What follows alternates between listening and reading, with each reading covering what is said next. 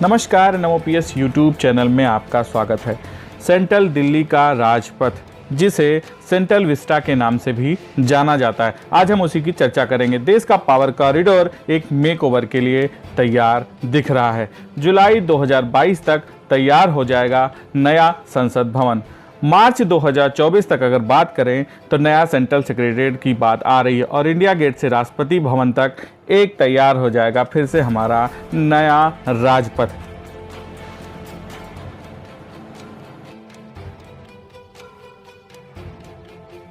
प्रधानमंत्री मोदी की इस महत्वाकांक्षी योजना में अलग अलग क्षेत्र के लोग आपत्तियां उठा रहे हैं। इसे समझने की कोशिश करते हैं। सेंट्रल विस्टा रीडेवलपमेंट प्रोजेक्ट क्या है? सेंट्रल विस्टा भारत की ताकत का केंद्र है। इंडिया गेट के पास राष्ट्रपति भवन से प्रिंसेस पार्क तक राजपथ के दोनों तरफ का क्षेत्र है। राष्ट्रपति भवन, संसद, नॉर्थ ब्लॉक, साउथ ब्लॉक, उपराष्ट्रपति भवन, सेंट्रल सेक्रेटेरिएट इसके अंतर्गत आते हैं। IGNCA, national museum, national archive, Bikaner भवन, हैदराबाद हाउस, निर्माण भवन, उद्योग भवन, जवाहर भवन, ये सब इसमें आते हैं। इसके पीछे इसका दिमाग क्या है, कैसा दिखता है, आइए समझने की हम फिर से कोशिश करते हैं। सितंबर 2019 में CPWE द्वारा नोटिस के जरिए आर्किटेक्ट से प्रस्ताव मांगे गए। जीता किसने? SCP design planning and management private limited ने।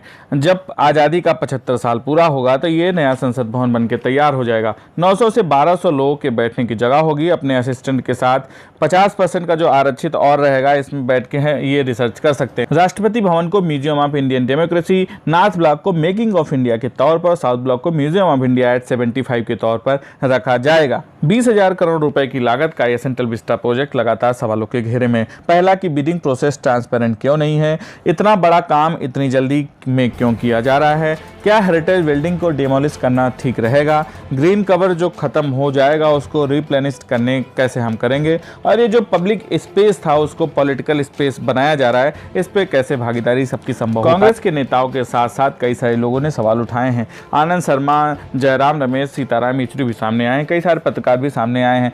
जयराम रमेश ने कहा है कि कर्मचारियों का 2 साल का DA फ्रीज कर दिया गया है, ऐसे में इसकी क्या जरूरत थी? सोनिया गांधी कहती हैं कि मौजूदा स्थिति में विलासिता पर किया जाने वाला खर्च ये व्यर्थ है। मुझे विश्वास है कि संसद मौजूदा सदन से ही अपना पूरा कामकाज कर सकती है। नई संसद और इसके नए कार्यालयों के निर्माण की आज आपातकालीन स्थिति में जरूरत नहीं है। ऐसे संकट में समय से खर्च को टाला जा सकता है। इससे बचाई गई राशि का इस्तेमाल अस्पतालों और डायग्नोस्टिक सुविधाओं के निर्माण, आगे आकर काम कर रहे कर्मचारियों के PPE किट को मुहैया कराया जा सकता है। सीताराम येचुरी ने भी ये कहा है कि 20,000 करोड़ का ये जो प्रोजेक्ट है इसको मेडिकल फैसिलिटीज के रूप में इस्तेमाल किया जाना चाहिए था, जिससे हम कोरोना की महामारी से लड़ सकते थे, उसको बचाया जा सकता था। राजपथ से लेकर राष्ट्रपति भवन तक का 3 किलोमीटर का पूरा नक्शा बदलने को तैयार है। इसके बीच में जो भी बिल्डिंग आएंगी उनको ढाया जा सकता है, उनको गिराया जा सकता है। गवर्नमेंट एम्प्लॉयज़ का डियरनेस अलाउंस यानी कि DA फ्रीज कर दिया गया है। जहां दूसरे बड़े इकोनॉमी में mega bail out package announce किए जा रहे हैं, वहाँ अभी इंडिया की स्थिति ठंडर गोपाल जैसी दिखती है। लेकिन इस कोरोना महामारी के बीच 20,000 करोड़ से भी ज़्यादा महंगा आलीशान सेंट्रल विस्टा प्रोजेक्ट जोरों शोरों पर है, आगे बढ़ता नजर आ रहा है। सेंट्रल विस्टा यानी Rajpath, India gate, south block, north block, Rashtrapati Bhavan, संसद या पूरा एरिया सेंट्रल विस्टा कहलाता है। 3 किलोमीटर लंबे इस एरिया में पावरफुल लोग रहते हैं, अपना कामकाज करते हैं। देखिए, US की बात की जाए तो अपनी GDP का 10.71% जो है कोरोना की महामारी से लड़ने की बात के लिए खर्च करता है, जबकि भारत 1% भी खर्च नहीं करता नजर आता है। अगर हम बात करें 20,000 करोड़ में तो हमारे पास 7 लाख ICU वेंटिलेटर्स मिल सकते हैं, 13.3 लाख पोर्टेबल वेंटिलेटर्स मिल सकते हैं। दिल्ली में एक बात कही गई है कि एक अस्पताल बनाने में 150 करोड़ रुपए का खर्चा आता है। अगर इस तरह की हम बात करें तो 130 state the art of hospitals हम तैयार कर सकते हैं।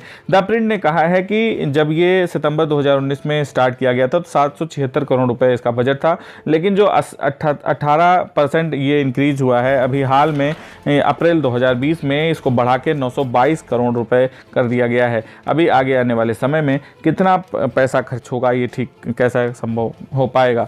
48 लाख सेंट्रल एम्प्लॉयज़ की DA और 65 लाख पेंशनर्स का DA रोक दिया गया है।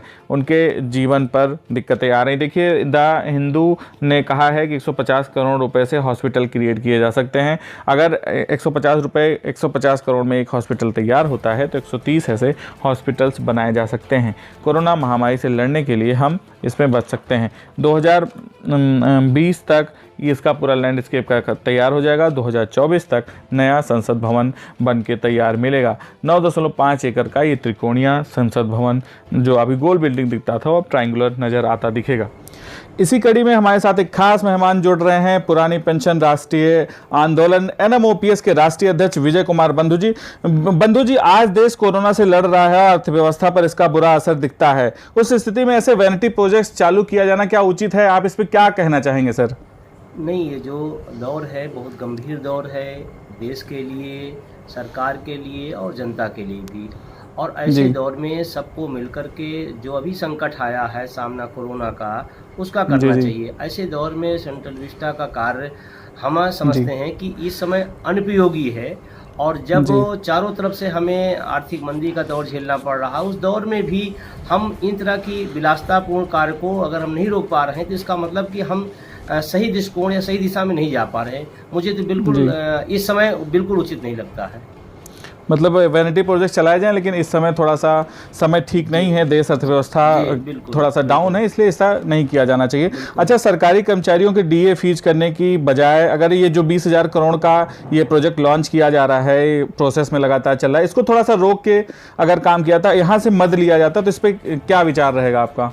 नहीं, देखिए, जैसे कर्मचारियों का DA रोका गया या भत्ते रोके गए, मैं तो बड़ी विनम्रतापूर्वक प्रधानमंत्री जी से, सरकार से कहना चाहता हूं कि इस कोरोना से लड़ कौन रहा है, इस कोरोना से सरकारी कर्मचारी कौन लोग उसमें सफर कर रहे हैं, कौन लोग उनको बचा रहे हैं। अगर इस पर एक बार चिंतन करे सरकार, तो निश्चित रूप से उसमें डॉक्टर्स आएंगे, उसमें नर्स आएंगे, उसमें स्वास्थ्य कर्मी आएंगे, उसमें सफाई कर्मचारी आएंगे, उसमें राजस्व के लोग आएंगे, उसमें पुलिस के लोग आएंगे, या तमाम सारे जो लोग जुड़े हुए हैं उस कार्य से, वो लोग आएंगे, और सारे सरकारी कर्मचारी हैं। इस कोरोना को, ठीक है, सरकार अपने स्तर से अपना काम कर रही है, लेकिन जमीन पर जो काम करने का, कोरोना को रोकने का काम हो रहा है, वो सरकारी कर्मचारी कर रहे हैं। और ऐसे हालात में उनका रोकना, DA या भत्ते को रोकना, हम समझते हैं कि उनके त्याग का और बलिदान का भी ये उपहास एक प्रकार से है। और हमको लगता है कि सरकार को ये कदम तो बिल्कुल नहीं उठाना चाहिए। जी, चाहे ज़मीन हो चाहे आसमान हो, हर जगह आज सरकारी कर्मचारियों अपने आप को दिखाया है और कोरोना से लड़ने में मदद जरूर की है। अच्छा, जो सभी सरकारी कर्मचारी लगातार सेवा दे रहे हैं, उनका फिर से महंगाई भत्ता रोकना या तमाम तरह के और वैनिटी प्रोजेक्ट चलाना, फिर उसके दूसरी दिशा में इनका मनोबल कम करना, ये सरकारी कर्मचारियों पर क्या बुरा असर पड़ता है? इसका क्या कहते हैं आप, चूँकि कर्मचारी अध्यक्ष हैं उसके, तो उन पर क्या असर पड़ता है सर? जी, बिल्कुल बहुत वाजिब सवाल है आपका। और इससे जो कर्मचारी वहाँ काम कर रहा है, जो दिन रात परिवार को छोड़ करके, बच्चों को छोड़ करके, और उस मुसीबत के दौर में उस गंभीर समस्या के बीच में खड़ा होकर के काम कर रहा है, जब उसको पता चलता है कि हमें जो पुरस्कार मिलने के बजाय हमारे ही चीज़ों को काट लिया जा रहा है, तो उनको निश्चित रूप से बहुत पीड़ा होती है कि लगता है कि हम इतना अपनी जान की बाजी लगा करके हम काम कर रहे हैं, हम समाज का, देश का काम कर रहे हैं, और इस दौर में हमारा काटा जाना, ये तो मतलब ये है कि जैसे पुरस्कार देने के बजाय उसको हम दंड दे रहे हैं। और उसको बहुत गलत फीलिंग हो रही है। जैसे हमारा पुलिस विभाग के बहुत सारे साथी हैं, दिन रात 24 घंटे काम कर रहे हैं, तो उनको जब पता चला कि DA काट लिया गया, तो अब कभी कभी ऐसी स्थिति आती है कि कोई व्यक्ति बोल ना पाए, लेकिन जो अंदर की पीड़ा है, एक एक कर्मचारी की जो पीड़ा है, उसको बहुत ही खराब लगा है। और इसके लिए जिम्मेदारी सरकार की है, क्योंकि अगर सरकार, तमाम सारे मद हैं, मैं तो कहता हूँ सरकार पता नहीं क्यों तमाम सारे NPS का जो मद है, बार बार कहा जा रहा है कि उसको आप रोक करके आर्थिक मंदी दूर कर सकते हैं। इन छोटी छोटी चीज़ों को आप रोक करके कोई न सरकार का बहुत भला होने वाला है, और न कर्मचारियों को जो काम कर रहे हैं उनके साथ कोई न्याय होने जा रहा है। जी, बहुत बहुत धन्यवाद हमारे साथ जुड़ने के लिए। बिल्कुल बंधु जी का ये कहना है कि आज की जो स्थिति है, इस तरह के वैनिटी प्रोजेक्ट थोड़े दिन के लिए रोके जाने चाहिए। वो प्रोजेक्ट को ख़त्म करने की बात नहीं कर रहे हैं, वो कह रहे हैं कि प्रोजेक्ट रोके जाने चाहिए, और जब अर्थव्यवस्था हमारी थोड़ी सी अच्छी हो, तब कर्मचारियों के मनोबल के साथ हमें कोरोना से लड़ना होगा, हमें उससे जीतना होगा। बहुत बहुत धन्यवाद बंधु जी, आगे की कड़ी में फिर से मिलते हैं। नमस्कार। आपकी बहुत बहुत धन्यवाद। बहुत बहुत धन्यवाद सर।